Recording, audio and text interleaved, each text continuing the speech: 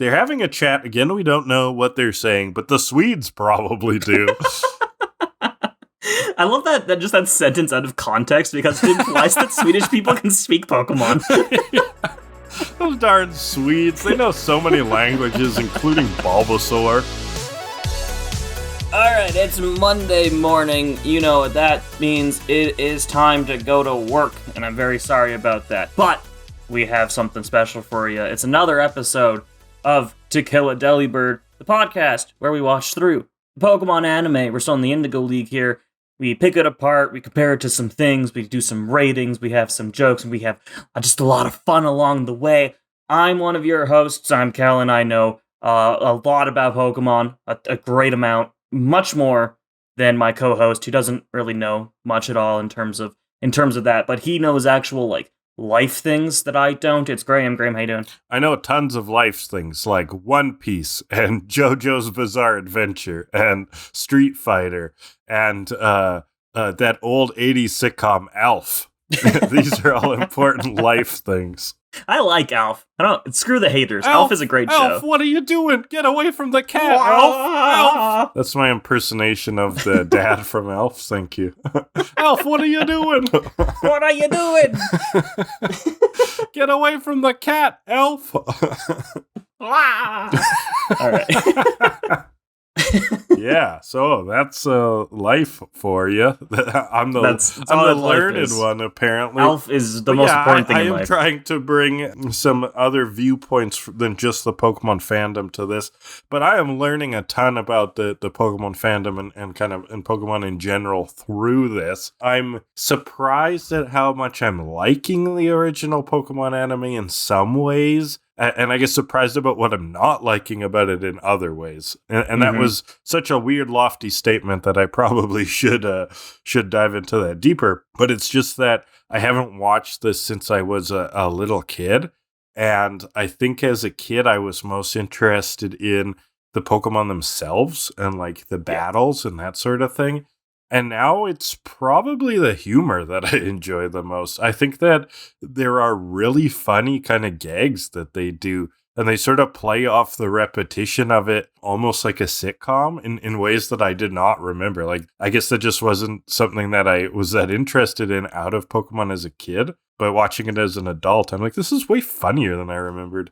One of our episodes today has some really funny moments in it. Yeah, as a kid, all you care about is battles, gyms, badges, Pokemon, go, evolve. Yeah, evolve moves, cool moves, like flamethrower, yeah. But now we can actually, sit back and watch it and be like, they talk about the rice balls as donuts. They broke the fourth wall again. Oh, Team Rocket.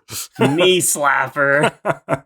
No, that's so true. And it's weird that battles, in a lot of shonen and video games and that kind of thing. As a kid, it was all about the battles. And as you grow up, it's battles get kind of old. Don't get me wrong, I like battles, but there's not that much variety you could do with battles, right? Yeah, let's be realistic here. First generation of Pokemon anime, the battles not great. Okay. Not particularly amazing. So you're saying they get better. Oh, they get way better. Oh, okay, cool. I mean, I'm sure you've noticed this. It's the first season. It's lower budget. It's the 90s or whatever. The battles are a lot of reused assets over and over again. Yeah. Right? Yeah. In future regions, future generations, they become a lot more personalized. I'm thinking of one really iconic battle from Gen 4 that is just absolutely incredible. Oh, sweet. We'll get there eventually. Yeah, maybe that's part of it. Maybe I could be changing my tune on that, because you're right that the battles here could they kind of reuse a lot of animation? So Razor Leaf shows up every second episode, and it's just, there's Razor Leaf again, Anytime the Pokemon is shown on some kind of colored background, and then that's a reused shot. And then it just shows the leaves. I know, Ash is I choose you, Bulbasaur, because the budget is low. Every time Ash turns his hat around, that's the same shot too. It's a lot of if you were to parse out the amount of original animation versus the reused animation, it would probably be 10-15% reused per episode, something like that. Oh yeah. I wouldn't be surprised at all. Yeah, I'm weirdly interested now in like where kind of the variability of that number goes and to their budgets. Oh my god, maybe I am the adult. like like what's exactly like the funding structure? How do they actually what are the operations of this kind of outfit? What were the working conditions back then? Oh, they were brutal, man. Animators still have brutal working conditions. But we're not exactly an advocacy podcast, are we? No. I mean, I don't know about you. I am a guy that just plays video games all day. I don't have much... I have a job. Many opinions. It's fine. Yeah, you have a job. I had to plug in, man. I had to plug into your system.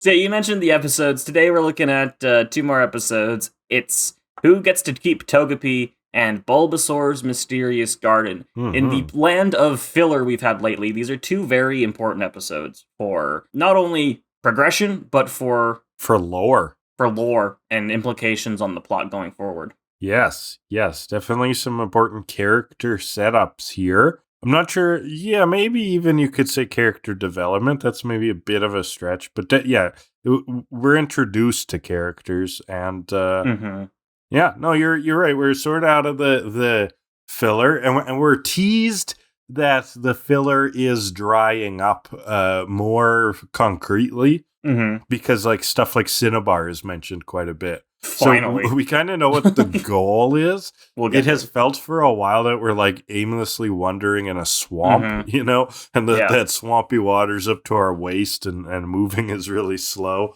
And we finally found a little bit of dry land. So yeah, then we can see the oasis in the distance. Yes, the oasis. And this time it's not a mirage. Plot.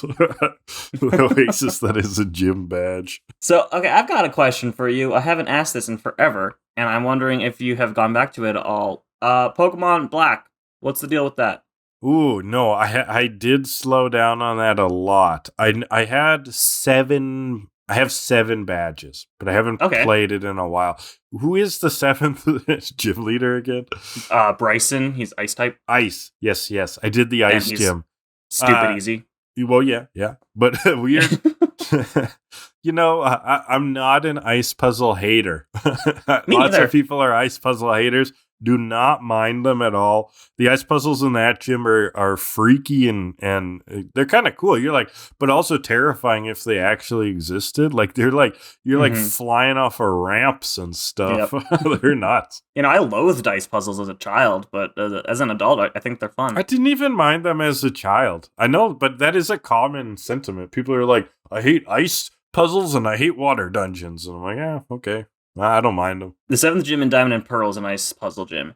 And as a kid, I was stuck in that thing for hours. That thing took me forever, and I hated it. See, where I was 16 when that game came out, so... Naming your Pokemon Poop. We've been over that. I named the legendary Pokemon Poop, because I thought we had to knock his ego down aside. People are calling it legendary your whole life. That's going to flight your ego? So I named him Poop. Life lesson. Mature. Well, you know what else is mature? Puns and jokes. Making up stupid podcasts on your own podcast. Did another study, okay? Oh, yes, okay. Study time. We are back to the studies. The second episode, Bulbasaur's Mysterious Garden, okay? So I got inspired and I started thinking about gardening. Okay. Okay. It is about that time of the year as well. Turns out our podcast is the 6th best podcast for watering tomatoes in the American Midwest. Listen to while you're watering tomatoes in the American Midwest. So specific. But some other contenders in no specific order. Are you ready for these? Yeah, what are those top 5? Gardening podcasts. All right. Number 5. Hose Before Bros, also known as Not Now, I'm Gardening. Okay, that's number 5. Number 4. This one is put out, this was an official podcast sanctioned by the American government, okay? It's called Yes, We Watering Can, the Obama administration's irrigation podcast. Fuck off. Yes, We Watering Can. Okay. Number 3. The Adventures of Sherlock Holmes by Benedict Cucumber Patch. Benedict Cucumber Patch himself narrates.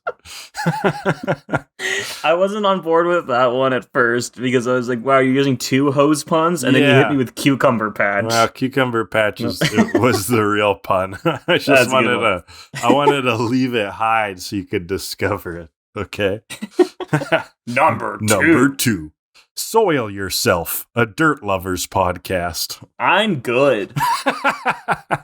Well, this is just get dirt on your pants. Good to work. Good to work. All right. And are you ready for the top podcast to listen to while watering your tomatoes in the American Midwest? It is It's Not Easy Being Green, thumbed. The Hulk and Kermit share gardening tips. I'd listen to that. Hey, Hulk. Yay! Hurry. Hulk smash rocks. Hulk smash fertilizer.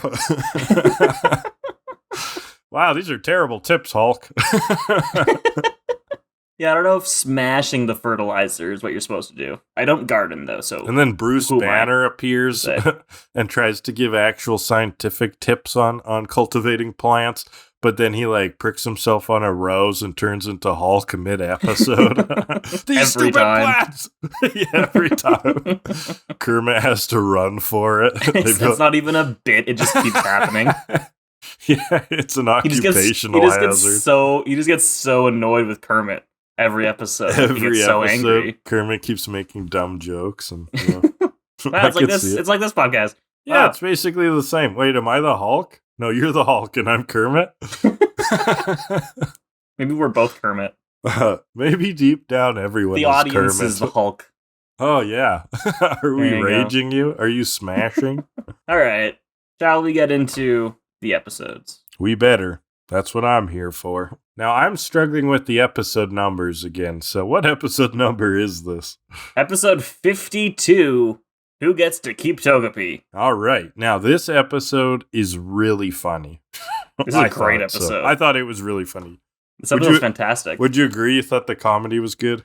Absolutely. So, the gang is at a small-town Pokemon Center, where Ash gets a message from Oak. He needs to give Oak a call at his earliest convenience. Yeah, he gets this cute little calling card on a iPad-looking thing.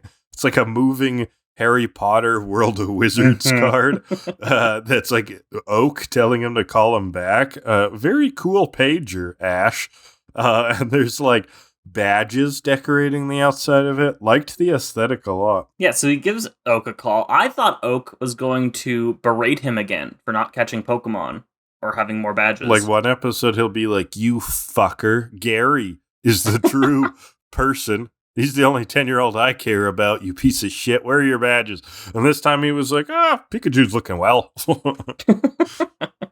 Good fur, good coat. So Oak is trying to talk to Ash, but Muck is there, doing things. Yeah, he's getting mucky.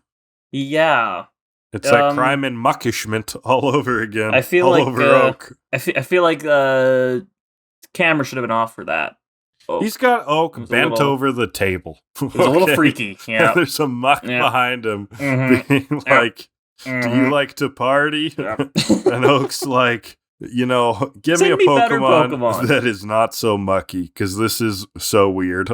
This is also a good reminder that Ash is still a Pokemon down in his party, and he has Krabby and Muck just sitting in Oak's lap, waiting to be pulled in. Yeah, there might be that animation budget. Maybe, probably. Krabby has a lot of limbs. That's probably it, actually. Yeah. Unironically, they just didn't want to have to animate a 6th Pokemon. That's why he keeps releasing them. 6 was too many. It's the animation budget. You're trying to crank out this many episodes, you really have to make everything work. Mm-hmm. But it is funny how much they'll spend on some of the comedic animation, though, like Team Rocket outfits. They can animate a different outfit for Team Rocket every episode, but they can't animate a Krabby. But you know what? I support that decision. Team Rocket before Pokemon. So Oak has a Pokedex upgrade for Ash. It's going to have an updated database, and I believe this was dub only, a new voice to explain why they changed voice actors for the Pokedex. There you go. This For was whatever actually reason. a new voice actor, right? Probably Mhm. for, non-canon reasons. But they slipped that in there. Yeah, we're upgrading the Pokedex. I imagine this Pokedex upgrade, though, was happening in the original Japanese as well. Yeah, the only thing that was dub specific from what I can tell is the voice. Is that the Right. voice gets changed. And Yeah. that was specifically to explain the change in voice. Okay. But there still was this, for some reason, important plot point around updating the database. Yeah, okay. Which we'll see later. Kinda. They bring it back up. So that's something. Oh, in a future episode or in this one? No, in this episode. Yeah, in this one they do. It's not like super critical, I didn't think. No. But yeah. The gang now is decided they're going to go to Cinnabar Island. Which begs the question, where the fuck were they going before? Like, they just decided this now? They've been on the road for how many episodes? Yeah, with like no destination. Like, last time he got a badge was episode 32. It's been like 20 episodes, and they've They're just been wandering aimlessly. Oh yeah, they're like, let's just get caught in a loop of conflict and resolution, chopped into 20-minute segments. That's TV for you. But we finally know where they're going. They're off to Cinnabar Island. When they're discussing this, they're in this like cute little diner that has like a Magikarp logo on it, but it looks like a very like American diner kind of truck stop diner, eh? So then it's flashback time. We take a look back to when they got the egg, just in case you missed that episode. Brock's been taking very good care of this egg by sleeping with it. In his sleeping bag, keeping it warm. He's putting in the work. Misty's polishing it. Misty's very freaked out about that. Yeah, she's like, why would you sleep with an egg? Yeah, they go into this whole thing about, they're all speculating about what the egg could be, and they all seem to want the Pokemon inside the egg. Misty starts off wanting it to be a Tentacruel. Not possible. Because it would start as a Tentacool, correct? Yes. Yes. Yep. See, I'm becoming an expert. There you go. Well, there you got one right. Go. How weird is the phrase, there you go? Are you ever like, you just like dissect it? I use it a lot, though. Well, it's a good phrase. I'm just saying, like, have you ever sat there and thought about it? Someone's like, there you go. And you're like, where am I going? I mean, like, how did it get the meaning that we use it to be? I don't know, but there you go. But there we go. But there you go. And Misty wants it to be a Tentacruel. So that's just there to remind us basically that she likes water Pokemon, I guess. Like, because, like, they've been pushing this agenda that, no, she just likes cute Pokemon lately. Like, the last few episodes have been like, she's abandoning her water roots. She just wants cuteness. So I think they shoved in the ugliest, scariest water Pokemon to remind us that she cares about water Pokemon. Ash, on the other hand, is pretty terrified that it'll be an Aerodactyl. For good reason. He was nearly killed by Oh, yeah, he's got the mad PTSD. And we get a flashback here, too, right? Where the Aerodactyl almost ate him. Mm-hmm. Ripped him into shreds. But Brock wants it to be a Golem, which also, not possible. Wow. Brock, it would be a Geodude, which you already have one of those, so... And Geodude becomes Graveler, and then you trade him, and he becomes a Golem. Wow, I'm a genius. Yep. Yeah, good job. He wants this whole form of a Pokemon he already has. That was just, like, definitely, like, let's just write in a random rock Pokemon for Brock. So, then we see Team Rocket is spying in the restaurant. They're dressed up as restaurant staff. And back to your diner comparison, they're dressed as, like, diner staff. Jesse's got, like, the pink dress thing going on. Yeah, like your 50s American diner, 1950s kind of look. Yeah. So they're talking through their plans, and they start talking about, when we catch a Pokemon. Imagine what the boss will think when he hears that we captured a Pokemon. He'll be shocked. Yes, because they have a proud tradition of failure to uphold. Yeah, it's by choice that they keep screwing up. Right. Definitely. Right. Like, how could they tarnish their proud tradition by doing something right? But they do want to snatch this egg. That's for sure.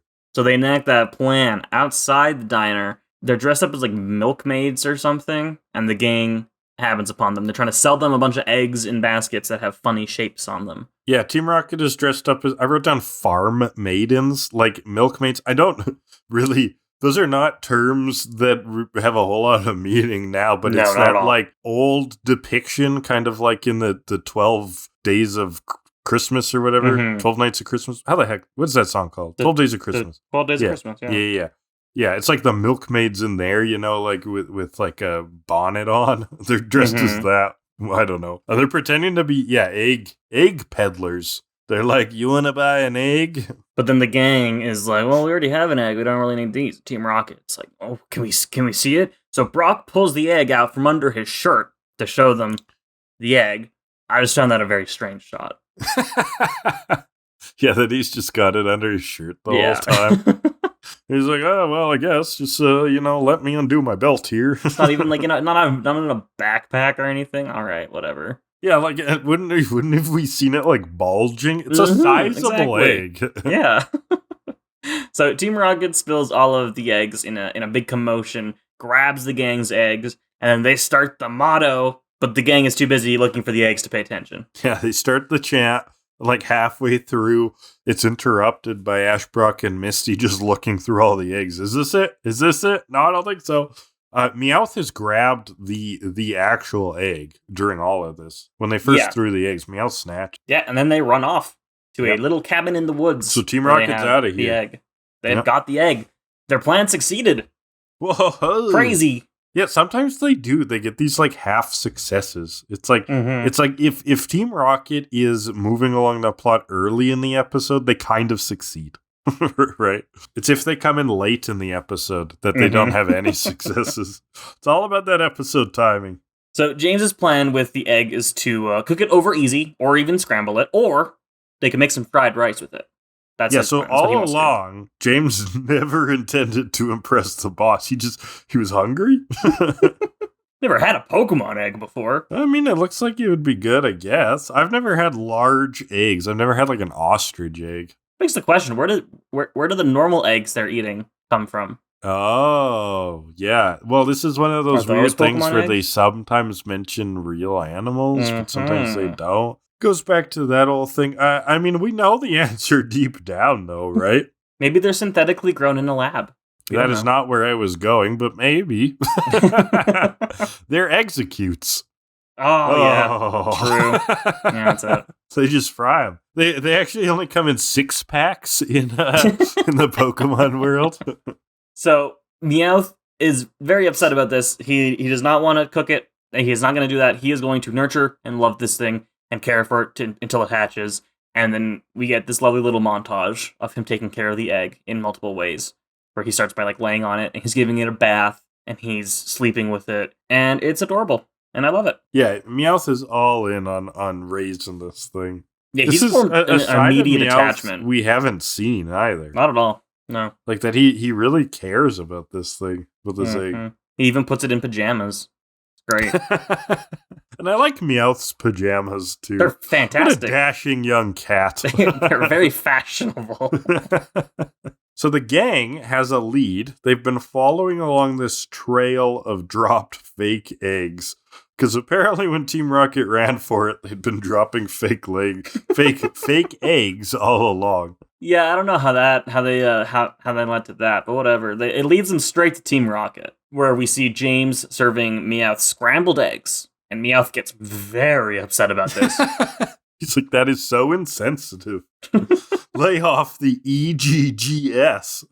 But it's battle time. Ash uses Pidgeotto, Brock sends out Geodude. Misty goes for Staryu, but Psyduck does the thing. And then she sends out Staryu, and they bust in, they take the egg back. Yeah, they Kool-Aid Man into this building and grab the egg. Yeah. Well, and this kind of montage is a little bit fun. Like, they smash in the window, throw toast in the face, grab the egg, and now we get into a really big back and forth. Oh, yeah. Meowth has Jesse and James sick, Arbok and Weezing on them. Smokescreen fills the room. Meowth slashes Ash on the face, takes the egg. Geodude tackles him to throw the egg. Jesse intercepts it when it was going for Misty. The egg goes bouncing around too fast that I couldn't type it all fast enough, and I don't have notes for the last half of it. Welcome back to Sunday Football on NBC. This egg is really getting hot potatoed around. Anyone could come out on top out of this, in this, what's the word? Game? No, I was trying to think about like another word for an event where a bunch of, where they smash together. But I really just wanted to say this egg is really being hot potatoed around. Because that is the feeling I got watching this. It is being hot potatoed. Yeah, anyone could end up on top. It is going all over the place. And finally, Ash remembers that every time Weezing uses smoke screen, he can blow the gas away with Pidgeotto. Yeah, so he has Pidgeotto whirlwind the smoke away, and the egg goes flying again. Ash, in the hero moment, goes to jump, dives for the egg, and misses. Oh, heartbreaking moment, but once the toast. smoke clears, we see Pikachu has caught the egg. Oh, yes. And Pikachu. Let's go, Pikachu! Is the competent one. He usually resolves the big issues of the episode with a thunder bolt. Let's go, Pikachu! Let's go! Our favorite. Now, the egg feels like it's moving, and it cracks a little bit. The egg has begun to hatch. Yeah, and while it's starting to hatch, it's like this weird pulsating. It's like glowing. It's very like mystical. So as it's hatching, Misty pushes the guys out of the way, because Ash and Brock have the egg right now. She pushes them out of the way. It hatches into... What's this Pokemon? Yeah, basically it only kind of hatches. Like the top of the egg flies off and a face pops out. Then it's just like, what's up? I'm an egg. Deal with it. Your egg hatched into an egg. Okay. But that is a Pokemon we didn't, I don't believe we knew at the original airing of this episode. Right. So at the time, and actually this is a good point you led with that I didn't necessarily connect. Yeah, I remember when so you want to talk about this Pokemon? We haven't even said the name yet. So this is a Togepi.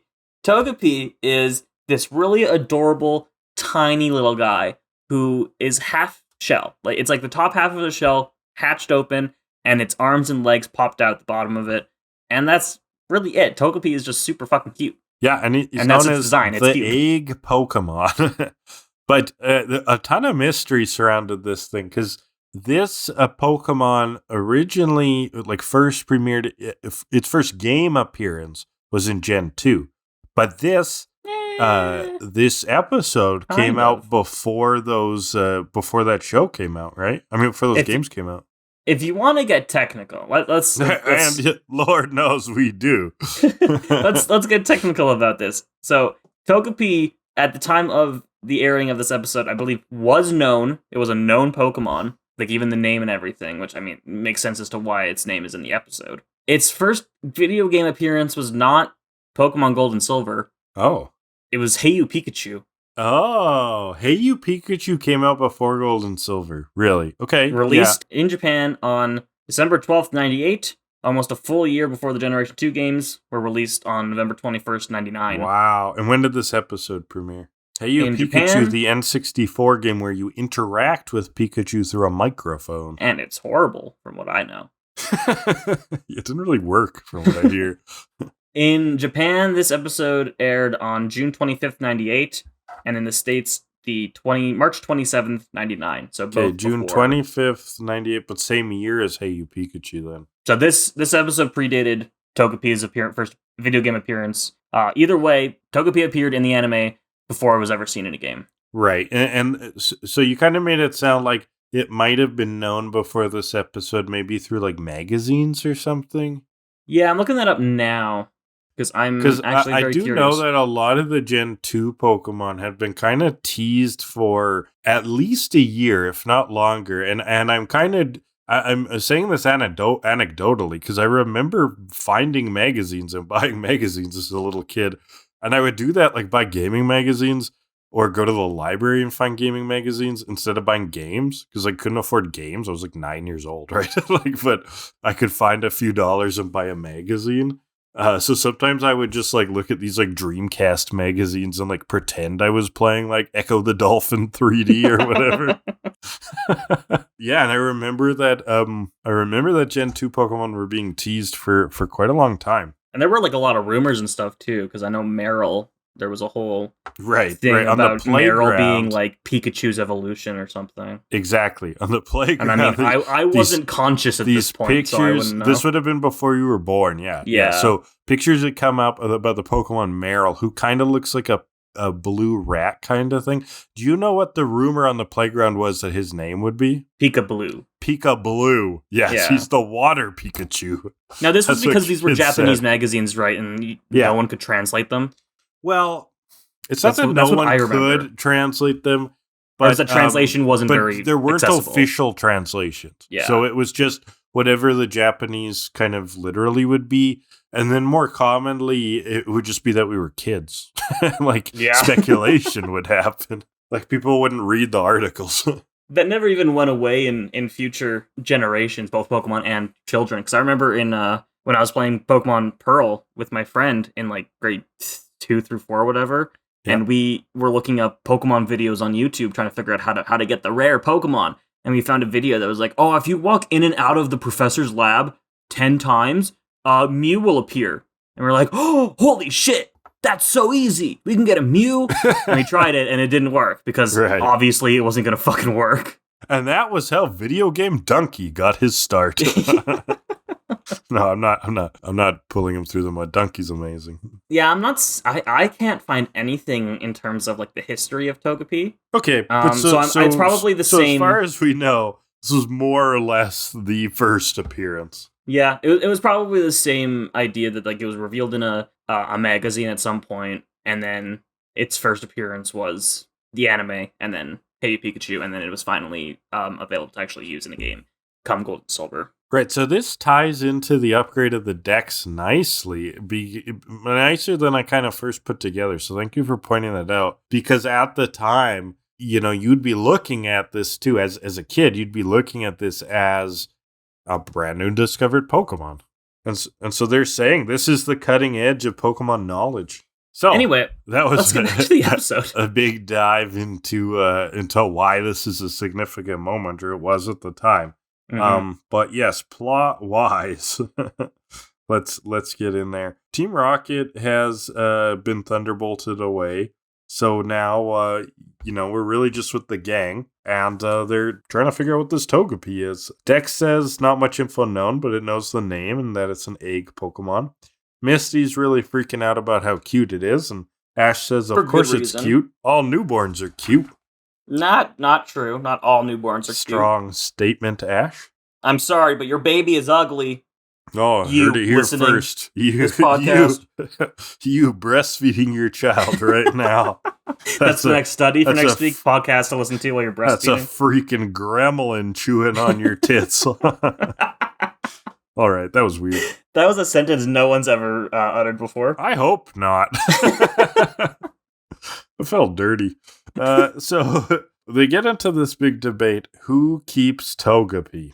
Okay. And now they all kind of assert their claim to Togepi trainership. Ash says he found it first. He found the egg.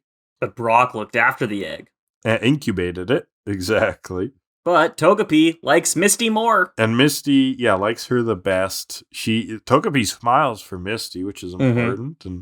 And Brock again claiming he mothered it. He was always there. And Meowth is nearby because I took care of the egg more than any of you combined. Of it the most. And James and Jesse tell this sad story about how Meowth spent so much time taking care of it, and how it's the first time he's really, shown care for another and that sort of thing.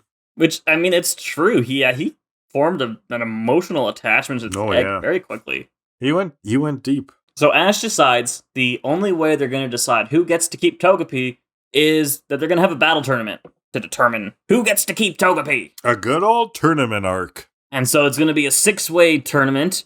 Tournaments are insanely common in shonen anime. I don't know if you know this, is not really an anime guy, but every big shonen anime series, so anime that's like kind of geared towards young boys a lot or marketed that way, always has tournaments in it. And sometimes these tournaments last for episodes and episodes. Like they're a whole big part of the show.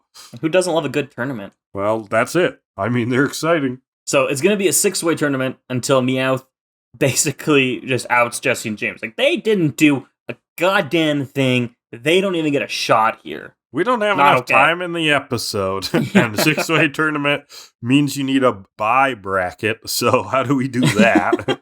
So you gotta do you're a whole not fucking competing. round robin, and it's a whole thing. So it's gonna be a sudden death tournament.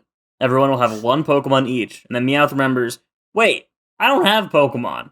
So he turns to Jesse and James. Can I use your Pokemon? They're like, no, fuck you. You can't use our Pokemon. And he remembers then he is a Pokemon. He's a Pokemon. So he can fight for himself. This bit is so funny to me. Like, So maybe good. it's kind of silly, but I loved it. That Meowth decides he's going to be his own trainer, that he's going to play the role of Pokemon and trainer. And so the first battle's going to be Brock versus Meowth. Brock says, go Onix. We get Onix. And Meowth says, go Meowth. And then jumps in. Yeah, ready to go. And then he jumps back, pretending to be the trainer. Give him your scratch move. And then jumps back in. Got it. I'm like, he was really committed to the bit, too. He does this through the rest of the episode. So funny. I was like, wow. So Onix goes for what Brock says is rock throw, but I'm pretty sure it's slam, because Onix didn't throw a single fucking rock. He just slammed on the ground. I mean, technically he is rock, so he threw Onix himself. uses slam. Welcome to the jam. So he's got Meowth on the ropes, but he's going to do it for Togepi. He's got the fire in his eyes for Togepi. He sees 2 buckets of water off to the side. He grabs them. This is douses very much a Onix. do it for her moment from The Simpsons. Grabs those water buckets. Meowth right now shows that he has more Pokemon battle knowledge than Ash has shown throughout all of the episodes so far. This poor Onix, though, this is the second time where a non-battle-based water system has taken him out. First it was the sprinklers. Now it's this. I know. So the premise is that, like, rock Pokemon are weak to water Pokemon. And the show's taken it to be like, if Onix goes anywhere near water, he dies. If you spit on Onix, he will be murdered. You have a really wet fart in his vicinity and he's going down. He throws the water on him, goes for the Fury Swipes, knocks Onix out. Okay, whatever. I'll buy it, show. Well, we just needed Meowth to move on, really. So Yeah. water buckets are how it happens, I guess. He gets called out for cheating, though, and he justifies it. I am merely a parent fighting for its child. Oh, he's dedicated. Also, when he throws the water buckets, he announces his attack as the absolute victory drench with water attack. I don't think that's a move, Meowth. That wasn't in Gen 1. It should be a move. Like, they definitely don't have enough characters to write that, though. So we move on to Battle 2. It's Ash versus Misty. It'll be Bulbasaur versus the unintentional Psyduck. Oh, he's Psyduck. And this is great because, Misty's only tactic with Psyduck so far has been to encourage the other Pokemon to bash Psyduck's head in until its headache gets so strong that it taps into its latent psychic powers and becomes, an incredible psychic attacking Pokemon. But Ash knows what's up and just tells Bulbasaur... I'm not that dense. Yeah, Yes, tells you are, Bulbasaur to lick Psyduck on the head instead. And then tickle him into submission. Tickle him. And so Psyduck laughs so hard at the tickling, he just goes back into his ball voluntarily. Technical knockout. Bulbasaur can learn neither lick nor tickle. Yes, because Absolute Victory Drench with Water attack is also canon. I just want to point out, tickle is actually a move. Oh, interesting. What does it Doesn't do? show up till Gen 3, but I believe it lowers attack. Oh, so it doesn't make them laugh hysterically? Well, let's see the move description. Torture laughs. It could send the Pokemon back to the bench. Reduces attack and defense. Oh, sounds good. The user tickles the foe into laughing, reducing its attack and defense stat. So there you go. Well, quite a physically invasive move. I did not consent to tickling. Oh, no one ever does. It's so weird. Who So tickles? isn't it weird that the human instinct is to laugh at it? Yeah, and it's like a I don't get tortured that. laugh. I don't get it. Tickling is bizarre, and I'm sure somebody listening knows what tickling is all about physiologically. But I don't have a clue, and I don't want to learn right now. I'll learn tomorrow. We have Pokemon to talk about. We got Pokemon to talk about. And Pokemon didn't learn tickle till Gen 3, and we're in Gen 1. So tickling doesn't exist. We'll learn what tickling is in 4 years. Yeah. So technical knockout against Psyduck there, which leads us to the showdown. Ash versus Meowth. Versus Meowth. And the Pokemon shall be Pikachu versus Meowth. I choose Meowth. I'm ready. Pikachu is so ready to go, though. He is fucking pumped he's up. hyped. Meowth is having this flashback moment. He's like, oh, I remembered when I was taking care of Togepi. That happened yesterday. Happened like 2 hours ago. Like 2 hours ago. He's acting like it happened like his whole life. Like, eons ago. I remember when you were a little kid. So he's going to go for a Fury Swipes. He jumps into the center of the battle, and he jumps right into Pikachu's tail, where Pikachu then Thunderbolts and chars Meowth to bits. I lost so fast, I'm a little shocked, Meowth says. So now Ash has one Togepi. He did it. Or did he? Oh. Togepi doesn't seem so responsive or receptive to Ash. She loves Misty, and we figure out, we deduce it. Or was it the Dex that said it? I think it was the Dex that said it. Yeah, conveniently has learned a fact about this Pokemon now, although not knowing anything before, that it imprints onto the first being that it sees a notion of it being its mother. I don't know what animals actually do that. I know that people will say things about birds doing that. I'm not going to claim to know which ones do that. It's certainly something people say. I think so. Because isn't that how our grandparents had a pet goose for a while? Yes, our grandparents did have a pet goose, and our grandma could holler out the door, and the goose would come a-flying. That's a wild story. It is a wild story. I was curious. I googled, do geese imprint on humans? It is said that geese can identify someone who raised them, even after they have been apart for several years. Well, there you go. It did seem like a goose imprinted on our grandmother, so like a Togepi. Yeah. True story. Pretty wild story. We're pretty much at the end of the episode now. That's kind of the big finale, eh? Meowth is pretty bummed out. He hopes that Togepi's happy with its new trainer, but goes on their way. And Pikachu's going to help take care of Togepi, and it's adorable. All right. And that's the episode. Should get into literary hour. This is where I try to compare it to a piece of classic literature or some other piece of fiction. Compare the episode to that. Hansel and Gretel. Although this often does not work at all. Hansel and Gretel, okay, why? The breadcrumbs. That's it. Oh, nice. When they're following the breadcrumbs, in this case, the fake eggs. I'm getting good at this. I definitely had troubles this week. I tried to think of one. I know there's this common sitcom plot in shows that I've seen where like two characters will like and usually classically male will be like fighting over a female to try to say that they claim her, and then often at the end the female's like, well, like, no, I don't like either of you because like this is stupid. I'm gonna go off and do my own thing. That's kind of like a cliche in some sitcoms. And that's kind of what happened here. They're trying to fight over Togepi, and ultimately Togepi just chooses Misty. Like, I don't really care about your stupid tournament. But for a piece of literature, the closest thing I could think to that idea of where multiple men are competing over a woman, and the actual novel goes a lot deeper into this stuff and has way more complications around it. It's not quite that straightforward. But The Great Gatsby, I'm going to go with, because it has this, Gatsby himself had this old lover that he was like besmirched with and continuously obsessed with. Went to a different lover, and then there's lots of infidelity and stuff. But the young woman's ultimate, goals weren't with what Gatsby sees as success and competition, which is more about like wealth and stuff like that. Yeah, the actual novel has a lot more to dissect. But that paper-thin sitcom cliche kind of aligns. Yeah, sure. Yeah, if you say so. That's what I get. That's what right. Shout me out in the comments if that's what I say so. All right, let's get to the forepaws. So at the end of every episode, we pull 2 random categories out of the plastic ping pong pitcher of objective rankings and rank the episode based on those categories. What is our first category?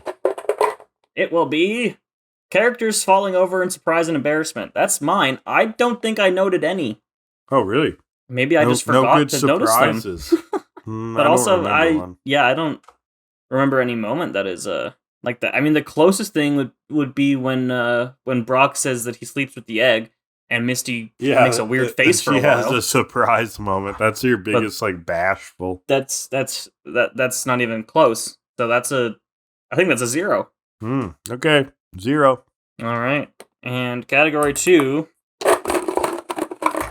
will be sweet sentences. Oh, I already put my notes for this one away. Okay, let me grab them. Amateur mistake. I mean, some definitely funny sentences with Meowth, and there's something about new use of tickling. I choose Meowth. Ready?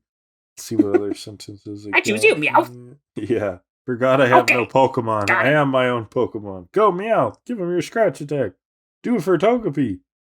Meowth, never say die. The absolute victory drenched with water attack is really good.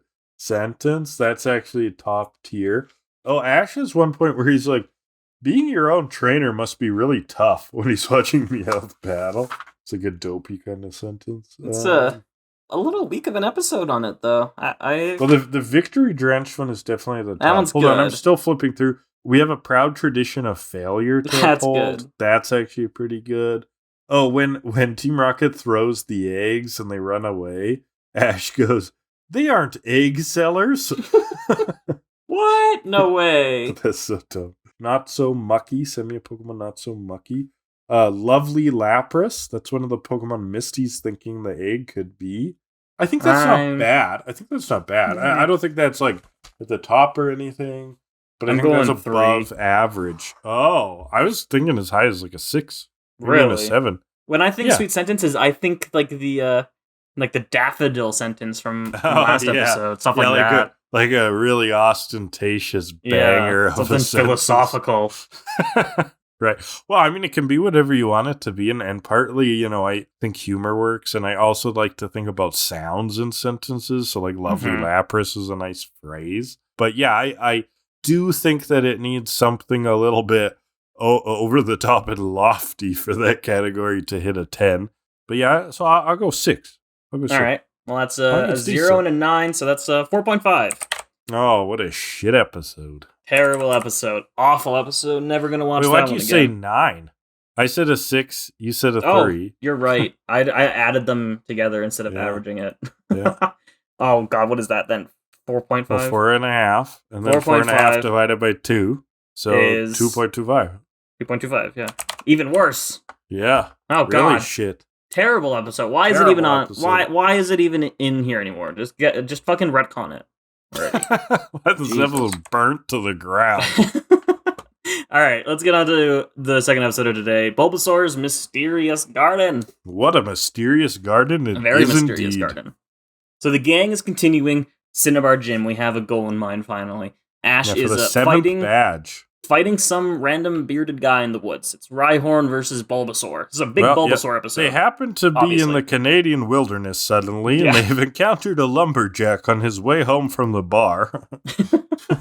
They're fighting a Rhyhorn. Bulbasaur gets takedown very hard by this Rhyhorn, but he's not giving up. He's not returning to the ball. He absolutely refuses. Pikachu gives him some encouragement. Brock and Misty are commenting on how this Rhyhorn's movement feels like an earthquake, and getting hit by it must be like getting hit by a tank. So Bulbasaur's getting beat the fuck up.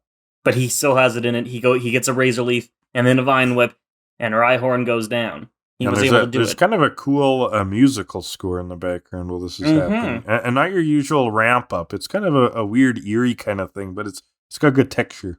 So Misty says all of Ash's Pokemon are really stubborn, just like him. And Pikachu, I think takes offense to this a little bit. Yeah. He looks at her, he's like, huh? What are you talking about? How Bulbasaur takes down the Rhyhorn is pretty cool. Razor Leaf hits him, and then he spins him with a Vine Whip. Yeah. Spins him like a ballerina or like a top. It's fantastic. Yeah, it's pretty cool. Yeah, and the lumberjack goes, "You sure chopped me down to size." And then Bulbasaur collapses.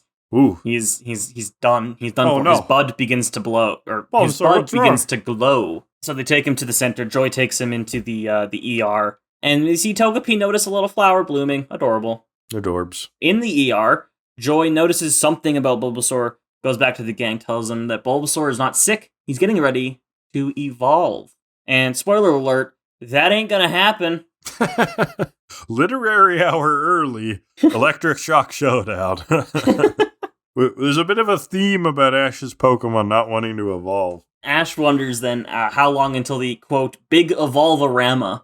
Yeah, I love it. The all-day evolution blowout. Get your evolutions. They're flying off the shelves. Not even wrong. From what we'll see. So flowers around the center begin to bloom and sparkle.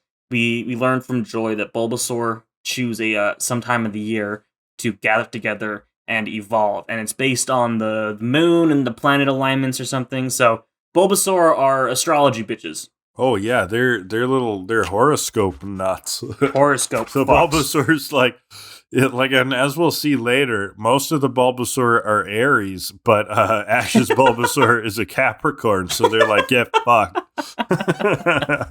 They call the place Bulbasaur wants to go to the Mysterious Garden. Ooh. Hence the name of the episode. Bulbasaur's Mysterious Garden. They said the thing. Oh, they all want to see it as well. And so that night, Bulbasaur has overheard all of this. Bulbasaur sneaks out of the center that night while everyone's asleep. Pikachu notices, follows him. They have a conversation under the moon. Very sweet. Pikachu is comforting Bulbasaur about something. Yeah, and we don't know what they're talking about because they're talking about in Pokemonese. What do you call... Is there a word for Pokemon language? I don't think so. But they're communicating, apparently, and having a chat all in Pokemon. And you kind of get what they might be talking about, right? Yeah, and I read in the French, Polish, and Swedish versions of the dubs, this conversation is actually interpreted by the narrator. Oh, okay. Does it say what they say? Or no? Oh, no. Just says that they're interpreted by the narrator, which that would have been so funny. Wow. Like, come on. I don't know any of those languages because I only know English. We are uncultured swine. And then Pikachu says, Sporken, Borgen, Lieben, Schlieben. That's my Swedish thing. Popcorn. That's Swedish chef. Yeah. Oh, yeah. We talk about the Muppets a lot. I love the Muppets. Yeah, me too, actually. They're hilarious. But suddenly, some vines come out of the deep wood, and a bunch of other Bulbasaur grab our Bulbasaur and carry him off into the forest. Pikachu gives chase, but Bulbasaur tells him to go get the others. Go get help. Go get Ash. Leave me. Save yourself. Save yourself. So Pikachu, back at the center, we see Ash. He's dreaming about having 1,000 badges. What a good bit. Pikachu goes to wake up Ash, and Ash in his sleep mutters, well, that makes 1,000 badges. Pikachu bolts him awake, and he screams, understandably so. And it wakes Misty and Brock up, who are like, Ash, we were sleeping. Yeah. Quit screaming. What are you doing? Quit getting electrocuted, you fuck. So then Pikachu does a whole what is it, Lassie bit with them. Yeah, Bulbasaur fell down the well. And he takes them off, and they're going to go find Bulbasaur. Meanwhile, Team Rocket is walking through the forest. James has allergies. Jesse's allergic to his whining. And Meowth says, you both give me a rash. And then they see the group of Bulbasaur carrying Bulbasaur. It's a Bulbasaur bonanza. And they go after them. And the Bulbasaur send them blasting off again very quickly. Well, they got more words about this. It's the Bulbasaur bonanza. It's the big Bulbasaur blowout. A breathtaking Bulbasaur bargain bazaar. They like their bees in this episode. Alliteration. Let's go. I've got a common soul with Team Rocket or something. Their dialogue, I'm a fan of. So Pikachu uses his heightened sense of smell, apparently, to lead the gang to Bulbasaur.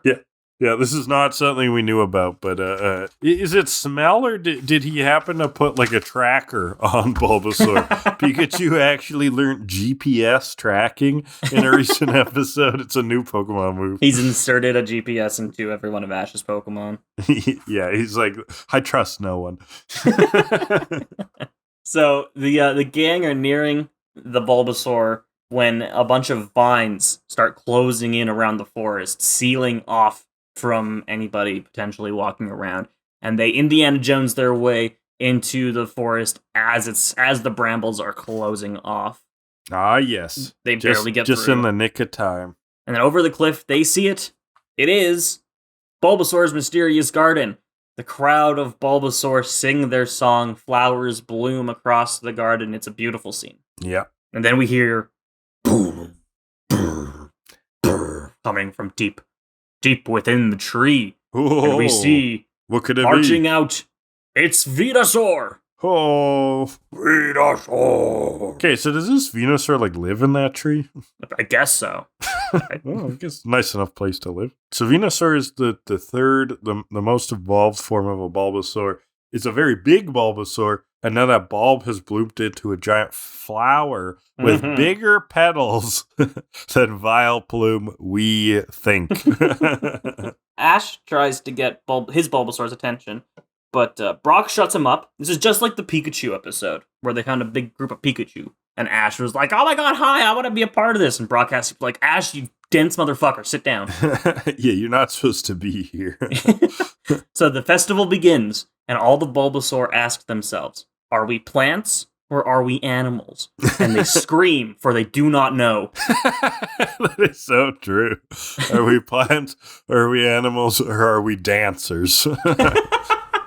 Well, I just want to dance. It's so funny because so we do not have time to get into the plant-animal Bulbasaur debate in this episode, and thankfully we've done it in a previous episode. So, I don't remember what episode that was, though, but if you're interested, one of our early ones. Probably when he caught Bulbasaur, probably the starter episode. Yeah, pretty early on. But I think it's both. I think it's an animal that has a symbiotic relationship with the plant. That's what we determined, yeah. Because it has a nutritional link between the two. The plant actually gives Bulbasaur energy. So the Bulbasaur animal has incentive to, get sunlight and water for the plant. But it's funny because Brock gets right into the philosophy. He's like, that behavior makes it sound like a plant. And throughout the episode, he keeps kind of wondering. He's like, but is it an animal? But isn't a plant? And he's like, scholars don't know. Like, he's curious. So Team Rocket are on the outside of this bramble wall now. They ask if Meowth can scratch his way through, but he says he just filed his nails. So you can't do that. You don't want to ruin that. So they go at it with tools. They pun their way through this again. Yeah, we're gonna give this wall a timber tantrum. Let's get to the root of this problem. There's a third one. We'll show you a bite as bad as its bark. And so, how did they actually get through, though? They didn't. Oh, yeah, they didn't. Yeah. All they do is say the puns, and that's it. Yeah, they go at it, but the bramble wall chases them out of the forest. It's a real tough one. It's alive, a la the hedge mage from Harry Potter and the Goblet of Fire. Ah, literary reference. Nailed it. Go. Well, they're actually, thank you for bringing that up, because there's something about forests here and how this forest is shown that is very fantasy-esque, right? Lots of like deep forests that are almost alive in a lot of fantasy series. And Harry Potter's a good example. Forbidden forest. That is forbidden for all, except if you have detention. So weird. So, back at the garden, all of the Bulbasaur are evolving into Ivysaur. Now, Ivysaur is basically slightly taller Bulbasaur, except the leaves on its back have opened, and there's a bulb now. Flower bulb. Yeah, and so it's on its way up. Brock gets all philosophical about the plants and animals. That's where this comes in. There's a debate if there are animals or plants. If either disappeared from the planet, life could not go on. Bulbasaur, existence itself is a metaphor that life is interconnected. See, that's what I'm talking about, sweet sentences. That's great. Yeah, that's what I like. That's pretty good. Yeah. So, they notice now that Ash's Bulbasaur has not evolved. He is resisting. Yeah, Venusaur, they think he's trying not to evolve. And Venusaur singles are OGB, the original Bulbasaur, out. The notorious OGB. Yeah, notorious OGB gets signaled out by Vena Boss, who is just berating him. They're having a chat. Again, we don't know what they're saying, but the Swedes probably do. I love that sentence out of context, because it implies that Swedish people can speak Pokemon. Those darn Swedes, they know so many languages, including Bulbasaur. Europeans, man. They know all the languages. So yeah, Venusaur ain't having this. He's like, you're ruining our tradition. It's not okay. you have to evolve or I'm gonna kill you. Yeah. And he goes for the Vine Whip. Ash jumps in to take it, though. Right, and Ash has shown time and time again, he'll put the Pokemon's needs ahead of his own, right? Like, he'll take the hit. But now they're pissed that humans have interrupted their cult meeting, which understandable. So their cult meeting, their Midnight Meadow goat execution naked orgy ritual. All of these Bulbasaur gather together under the guise of one big leader to level up when he says on so. The way out. Just saying. Oh, yeah. So Ash explains to Venusaur that Bulbasaur has autonomy over himself and shouldn't be forced to evolve. He vouches for his Pokemon into the morality once again. Evolution choice and all that. And then Venusaur is like, oh yeah, well, if he evolves, he can do this, and just like fucking manipulates nature around him. And it's great. Yeah. And if I saw that, if I was Bulbasaur, I'd be like, fuck yeah, let's evolve. Yeah, the tree grows like more flowers and stuff. So Ash apologizes to Bulbasaur and is like, we were so excited about you evolving that we didn't even ask if you wanted to. And he leaves the decision to Bulbasaur. And then Team Rocket comes back in. They fly in from the top. Yeah, they interrupt. In their balloon. They're like, we also had to choose our own path. They're in the balloon. Ash goes, oh, now we have to prepare for trouble. So they do the motto. Meowth doesn't want it. There's no time. But they say, we need the motto. Our fans have come to expect it. That's so good.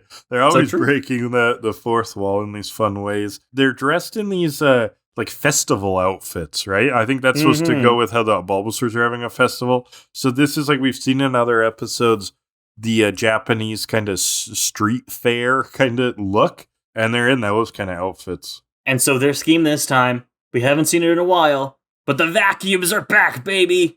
And apparently this is the best vacuum yet. The Dyson 5000. It will scoop up cat hair, dog hair, call Ivysaur. 10 orders of $59.99. So they begin to suck up all the Ivysaur, and it seems to be working. Venusaur uses his vines, though, to hold down as many of Ivysaur as he possibly can. Mm-hmm, but Team Rocket increases the power on their vacuum. Meowth declares it a success. Ash wants Pikachu to hit him with the thunder, but Misty says it might hurt the Ivysaur. When has that ever stopped us before? Yeah, when it comes to defeating Team Rocket? They usually solve things with the Thunder Shock. Yeah. And Pokemon, they're just like, well, Pokemon get hit by attacks. That's life, man. Yeah. I mean, not saying I agree, but that's how they've done things in the past. Yeah. So this debate has left enough time for Pikachu to start getting sucked up. He goes flying off. Bulbasaur catches him, though, with his vines, as per Bulbasaur. He goes for the Razor Leaf to pop the balloon, but they just get sucked up as well. Doesn't do anything, yeah. So Team Rocket noticed there's only one Bulbasaur left, and they start making fun of him. Yeah, they become bullies. Okay. They're like, who needs a Bulbasaur? Okay. What a wimp. Not okay, Team Rocket. Too like far. Team Rocket, you never get anything. Stealing Pokemon is one thing. Making fun of Bulbasaur is over the line. Rocks, glass house, mind if I do? That makes Bulbasaur very insecure. And angry and rattled, yeah. But angry enough that he sees deep inside of himself. And he looks at himself and he goes, you know what? I'll show these motherfuckers. And the cool music comes on and he starts absorbing sunlight. And he's gonna go for a solar beam. The sun has appeared over the horizon now. And Bulbasaur turns to Ash and say, Ash, put on the Led Zeppelin. And the guitars kick in, and he starts absorbing the sunlight. Now, solar beams, typically, I don't remember why exactly, but usually think of solar beam as like a Venusaur move. Bulbasaur could learn it too, though, right? If it's high enough level? Yeah. But like, it'd be a really high level, right? It would probably be an earlier level than Venusaur. But a high level period, like 50 or something, right? Venusaur would learn Solar Beam at 65. Bulbasaur would get it at 48. So are we supposed to believe that this Bulbasaur is level 48? I mean, they did set it up with him beating the Rhyhorn before that, because they even called the Rhyhorn out. They're like, that Rhyhorn's really high level. Somebody said that at one point. So, Bulbasaur's just jacked. Well, Koga in Gen 1 is level 43. Oh, there you go, man. This Bulbasaur is jacked. Weightlifting. He's a power lifter. Bulbasaur the power lifter. This Bulbasaur's probably stronger than the Venusaur. So he's learned Solar Beam. He's absorbing the sunlight. And as he's doing it, we just get Baba, Baba baba baba baba baba baba baba baba baba baba baba baba baba baba baba baba. That was a good impression. That is exactly what happens. And then as the anger and the sunlight builds up, he lets it burst. And we get some Sakuga here. We get a nice little animation. Shit out of Team Rocket. The beam looks sick, eh? It's Did great. you notice that? It's well animated, awesome. fluid, flies through the air like a Dragon Ball Z attack. Very Kamehameha. This whole sequence is awesome. This whole sequence is Dragon Ball Z as fuck, as the kids say. This makes Team Rocket's machine drop the bag of Ivysaur. Yeah, and then a razor leaf. Then he razor leaves to pop it. All the Ivysaur come out. They're saved. And then Team Rocket in their basket fall to the ground where the Ivysaur and Venusaur and Bulbasaur all come together and send them blasting off again. Yeah, it falls right in the middle of all of these sores. And they're like, well, meat's back on the menu, boys. And then Venusaur extends the vine to Bulbasaur. They shake. Venusaur gets it now. Yeah, they do a vine shake. Yeah. Very nice. And so the brambles at the opening of the forest retract now that the Evolution Festival is over. The gang say goodbye to the group of Ivysaur and Venusaur. We are left not knowing if Bulbasaur will ever evolve, which I'll tell you now, he won't. What? He never evolves? Nope. Oh, wow. Just don't get your hopes up. Oh, I forgot that. I thought he did. People aren't joking when they say Ash has a problem with not evolving his Pokemon. Not evolving his Pokemon, yeah. Wow. And from the adult perspective, like, I get it. They're trying to teach a lesson to kids and, you know, make it interesting. Yourself kind of thing, But as a kid, God, it's so fucking frustrating. All I want to see is Bulbasaur get stronger and cooler. Was it because of the message, or was it because they're like, look, we already animated all of these razor leaf attacks with Bulbasaur in the middle. I don't know if we can handle another one. But that razor leaf animation, Bulbasaur is just sitting there. It's a single frame. I know. They could have just swapped in the pictures. I don't think that's it. I think, I guess they literally just wanted to really push that message, which is a good message. You'd think that eventually he would evolve. You would think. In 100 episodes or something. I don't know. Ash has a very small percentage of his Pokemon that evolve. And I'm sure we'll keep track of it. And I have a very small percentage of literary hours that make sense. So, literary hour. Excellent segue. You know, I already talked about, I referenced Electric Shock Showdown. It definitely has parallels to that. The episode where Pikachu decides not to evolve. And in there, I compared Pikachu to Anne of Green Gables, choosing their own destiny. There's totally that.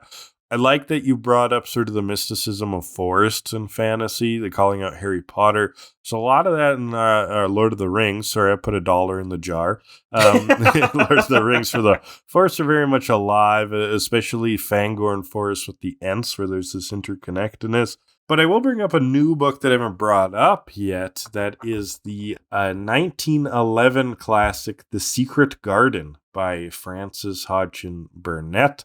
I mean, you can go off of even the name and very superficial theme as being there, right? Mysterious Garden, Secret Garden. I think I've heard of that. A simple enough parallel there. Well, so it's about a young girl, and I don't know if I've even actually read it. If I have, I was young, but I looked up some of the details. Yeah, there's a secret garden, but it's about a young girl who is born to a British aristocrats, and they're in British India. Her parents, though, died when she was young, and she was shipped back to England to live with, I believe, an uncle on an uncle's estate. You know, she's like a sad, depressed kid, as you could imagine. Kids make fun of her, and she doesn't really find her solace. But then she discovers that there is a secret garden on the estate, and starts to find, and she eventually finds this place, and it sort of symbolizes her finding her own solitude and peace, I guess, with it. But there's quite a lot of other twists and stuff in the book to come up with this young girl and how she's sort of coming to terms with things. And that's all kind of metaphoric, a metaphor. And one of the big twists is that there's another kid in the estate who's actually, I believe, like bedridden, has some kind of spine disease or issue, is never kind of left. And she shares the secret of the garden with him. And that's sort of a big moment. not an expert in this book, so I'm not going to go into much detail. Like I said, I don't know if I've even read it. I think I probably have as a kid, but I don't remember it that well if I have.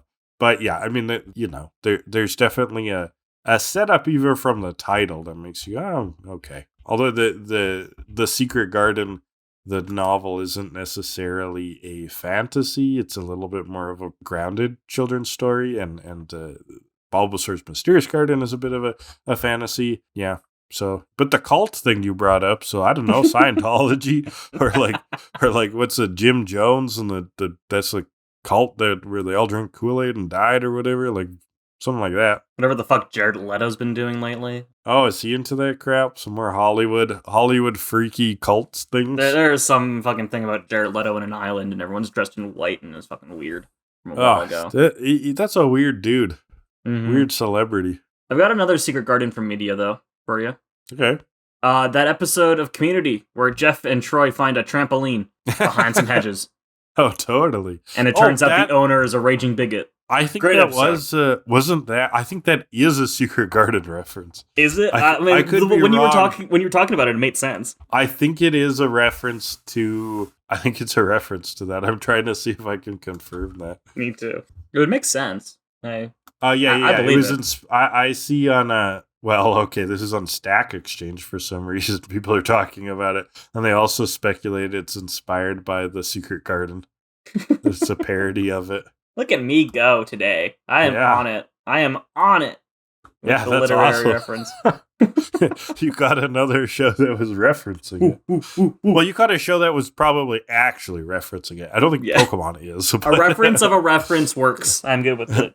Yeah, I'm 2 degrees away. We're so deep in references. Oh, yeah, this is Kevin Bacon. The Kevin Bacon of podcast jokes. All right. We got a four-port of this thing or I'll die. Let's get out of here. First category for Bulbasaur's Mysterious Garden will be the furry bait. I don't want to fuck a Bulbasaur. Well, I don't either, but we're not furries. Someone wants to fuck Bulbasaur. They're like, oh yeah, give me that vine, baby. I don't know. I don't know how they imagine these things. It's very weird. But no, there's no anthropomorphic Pokemon. If 2. That's sort of what we go off of. What? Yeah, 1. I don't know. Okay, we're not very good at. We're not good at assessing that. We need it only works with the anthropomorphic ones. We need to meet a furry. I'm good. Let's get a furry on the podcast. All right, category number 2 will be the Team Rocket motto. It's very normal. Except they're like, we need to do it for the fans. Yeah, that's really the Elden comment. For and that Ash one. being like, we need to prepare for trouble. Okay, so how do we rank it? What if they do a completely standard Team Rocket motto? What does that get? I'm trying to think.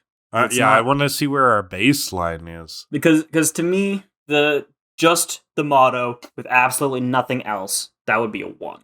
Okay, that's what I was wondering. If that's the lowest because that always happens, or if that's the 5. But I don't think that's the 5 because I don't how think would it's it a 5 because what would detract from it? Yeah. But then okay, you add so on we the just Meowth. add on what kind of jokes they do. So that the Meowth, we do it for the fans. That's actually pretty good, and the Ash commenting also pretty good. So but it's not really a reinvention. It's not something new. So I don't think I can give that higher than like a 4. 3. Yeah. Okay. Yeah, like a point for kind of each joke. Yeah. 3.5, 1.5, 2.5. Week today. Oh, Jesus week. Christ. It's a week for weeks. 2.25 followed by a 2.5. Shit episodes. Jesus Christ. Oh, wow. Death and suffering. I'm sorry this episode was such a disappointment, but that's all we got for you today. Sorry we suck. Oh, well. You want to know what we're doing next week? I sure do. Well, it's episode 54, Princess versus Princess, where we'll finally fix that continuity error from last week. Paradox. And episode 55, the perfect hero. Perfect hero. Oh, perfect. Like a cat. Yeah. Does it have to do with Meowth? Probably. Okay, cool. Well, I'm excited. Meowth's funny. But wonder if he can top the bit where he is his own trainer. That's I don't think so. That's a great bit. That's solid. It's also good because of how straight he plays it. Like, Meowth, you scratch. Got it. Like they also sort of all just seem to assume that, like, yeah, that's how you would do it. Like, you need to be, there needs to be a trainer, you know? You need to call out the move. You need to call out the moves. That Meowth, he's really got to do it. But all right. Yeah, that'll be next week, and hopefully we will see you then. Yes. On Monday. Please, on Monday. Like Kellan said, Mondays suck, but here's a treat. Unless this is more suffering. But it's not. We know you really hate it. We know you like this. Yeah, so you can find us wherever podcasts are downloaded. You know, we're on all those typical platforms. Kellan does have his new YouTube page channel name. So we're on Hydra Leech now. HYDRALEECH.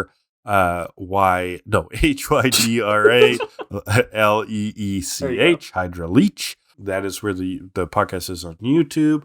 You can leave us comments on those episodes there, or you can email us at To Kill A Delibird. We're also looking for feedback on the show, other foreplay ideas, that sort of thing. Much appreciated. Intro and outro music is 80 Synthwave by Alexi Action. Anything else, Kellan? I've been meaning to mention for weeks on weeks now, but if you're listening on Spotify, go down into the show notes. There should be a question there. You know, what did you think about the episode? You can leave feedback there. And there should also be a poll for which of today's featured episodes you preferred. You can leave a response there. Yeah, and if we get some good comments, if we get some good information, we can highlight them in a future episode. Yeah, but other than that, we will see you Monday. Not Sunday, not Tuesday, not Fuck Wednesday. Tuesday. It's all about Monday. It's all about Monday. All right. I'm gonna not go play Zelda because I beat it.